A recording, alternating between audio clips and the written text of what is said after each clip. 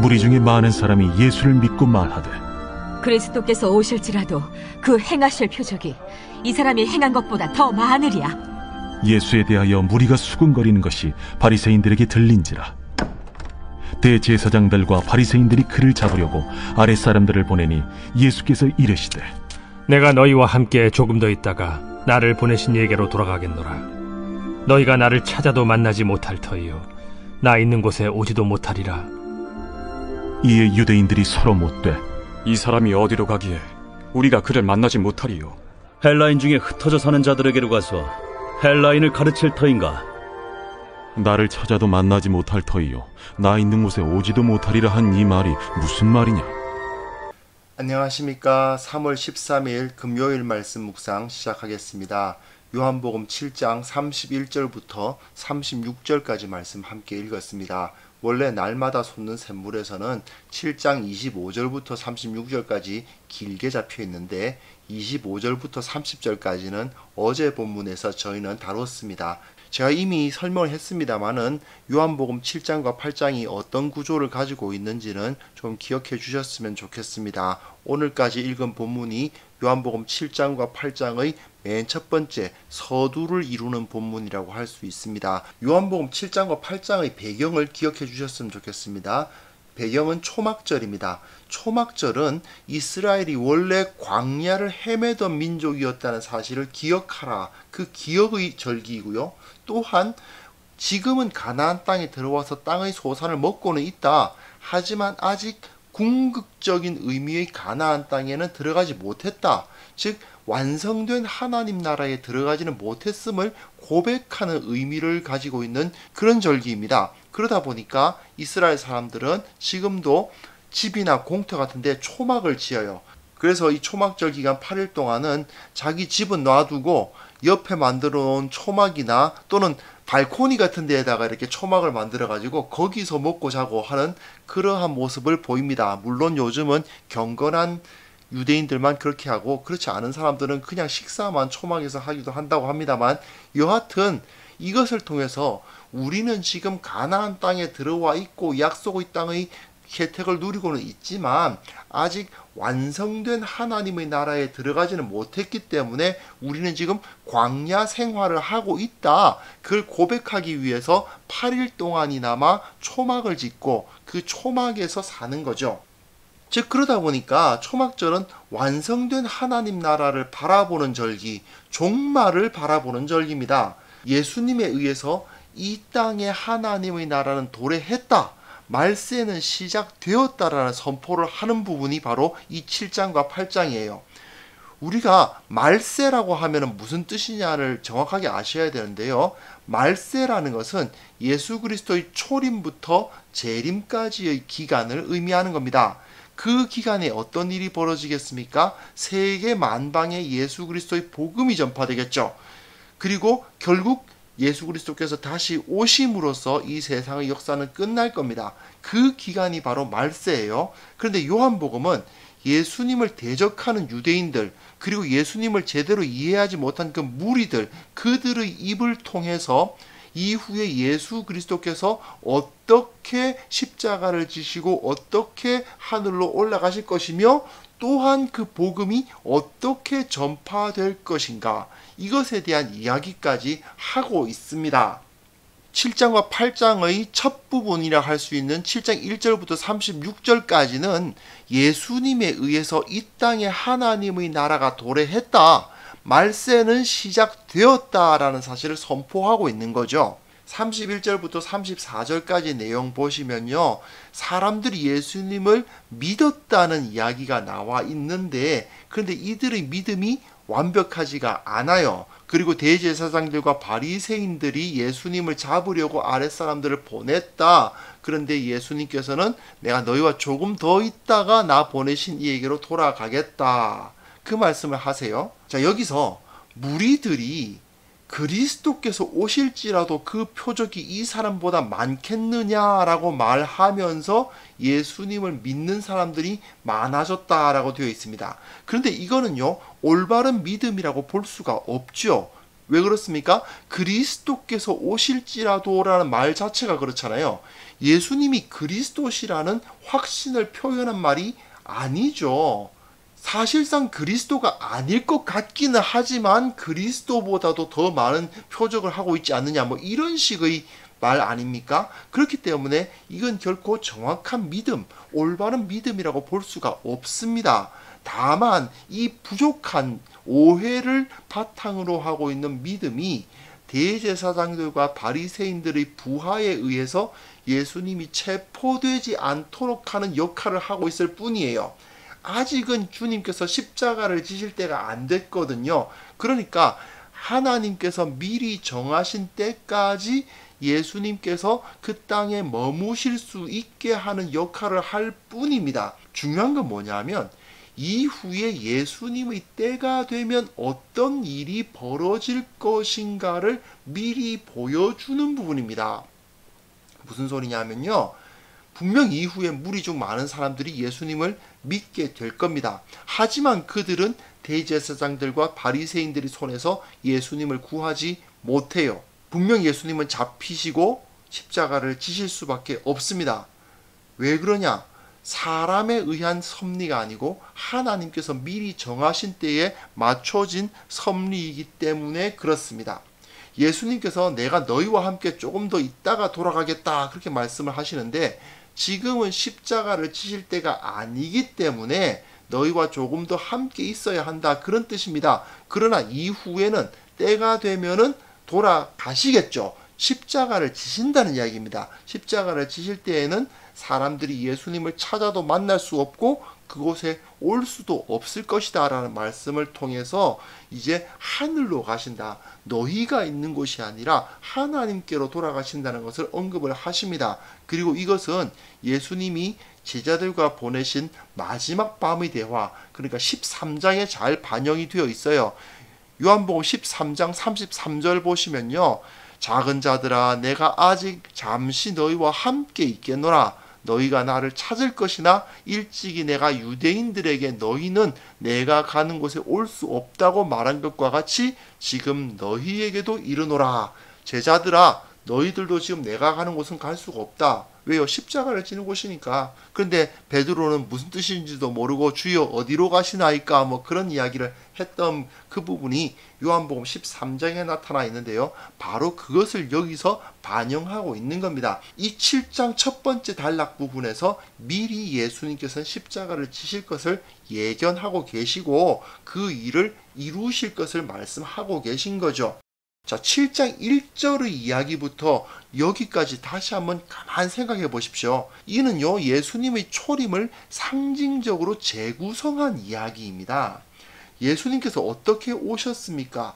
자기 자신을 드러내지 않은 모습으로 오셨잖아요. 하늘 문이 열리고 막 백마를 타고 내려오신 거 아니지 않습니까? 그 구유에서 사람들이 미처 깨닫지 못하는 모습으로 우리 가운데 오셨죠.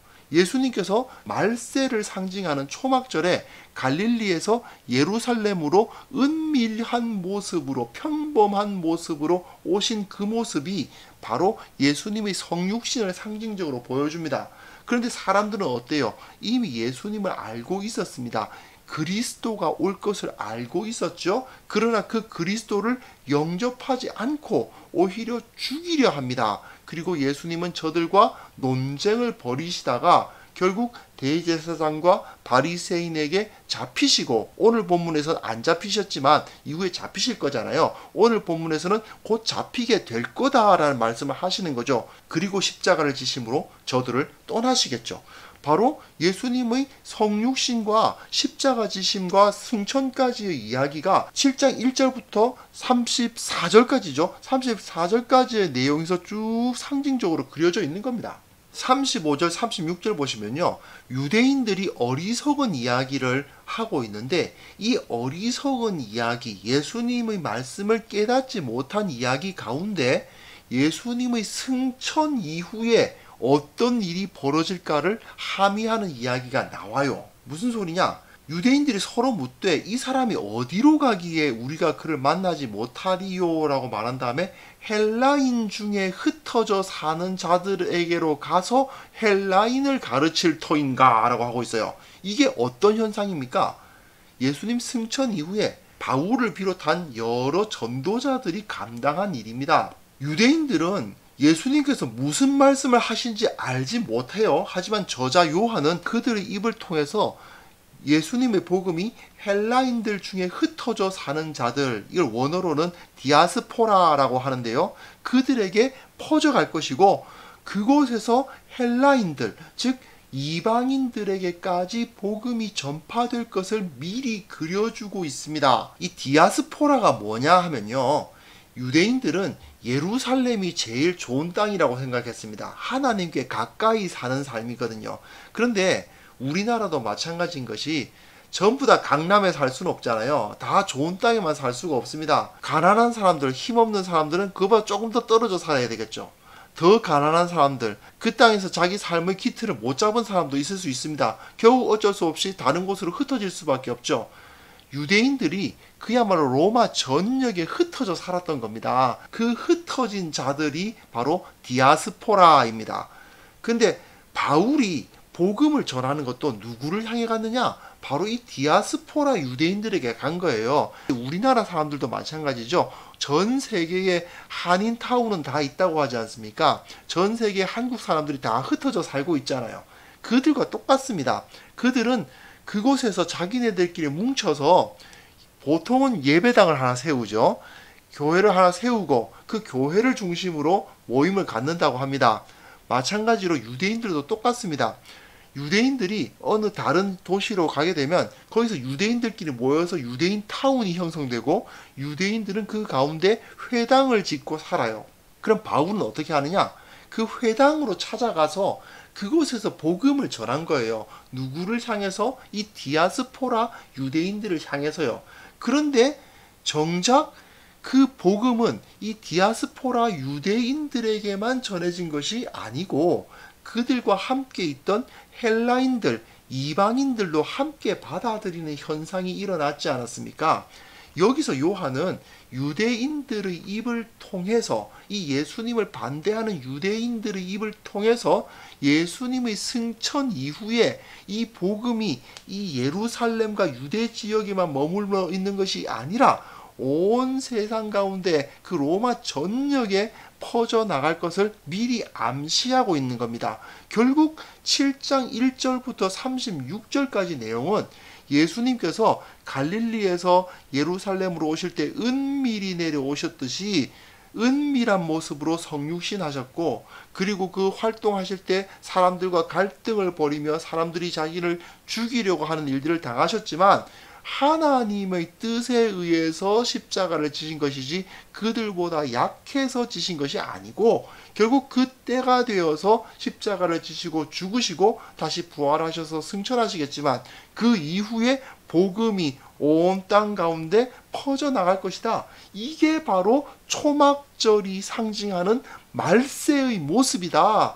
그렇게 요한복음은 설명하고 있는 거예요. 요한복음은요, 지금 예수님의 성육신, 그리고 공생의 기간 활동, 그리고 승천, 그리고 이후 교회를 통해서 복음이 전파되는 모습을 그대로 따라가면서 그것이 예수님의 삶에 미리 반영되어 있다라고 가르치고 있는 겁니다.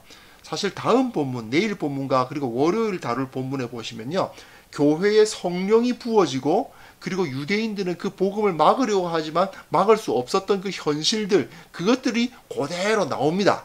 즉 이 7장과 8장을 통해서 예수님께서 오셔서 다시 오실 때까지 어떤 일이 일어날 것인가 하는 것이 쭉 나타나는 거예요. 이후에는 예수님이 하나님, 바로 그분이셨다는 사실이 나타나면서 결국 그 영광 가운데 온 땅의 역사는 끝날 것이다 하는 이야기가 7장과 8장을 통해서 나오는 거예요. 그런데 이것을 사람들은, 즉 예수님을 반대하는 유대인들은 막으려고 하지만 막을 수가 없다. 벌써 7장과 8장의 내용을 그냥 다 말해버린 것처럼 되어버렸습니다만은 여하튼 다음 본문을 통해서 계속 묵상해 나가시면서 어떤 모습으로 그려져 있는지를 확인해 보셨으면 좋겠습니다.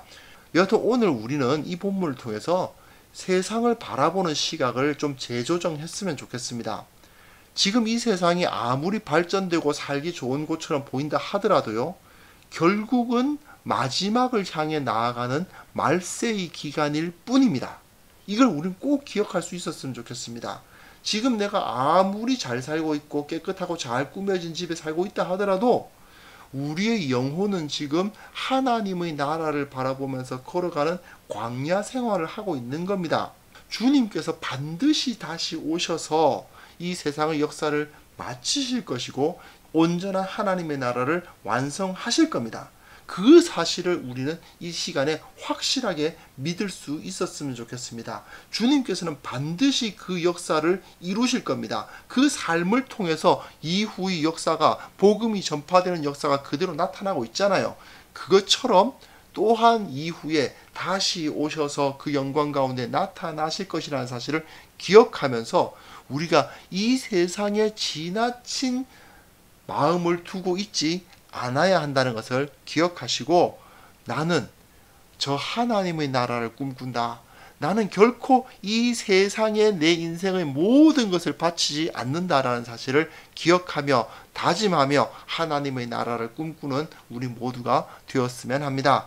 하나님 아버지, 우리의 본향은 여기가 아니라는 사실을 확신하고 내가 주님을 따라서 주님께서 보여주셨던 그곳을 바라보며 그곳의 복락을 꿈꾸는, 언제나 그곳에 들어가기를 꿈꾸고 기도하는 자들 되게 하여 주옵소서. 그것을 통하여서 이 세상이 감당할 수 없는 참된 믿음의 사람들로 우리를 만들어 주옵소서. 예수님의 이름으로 기도합니다. 아멘.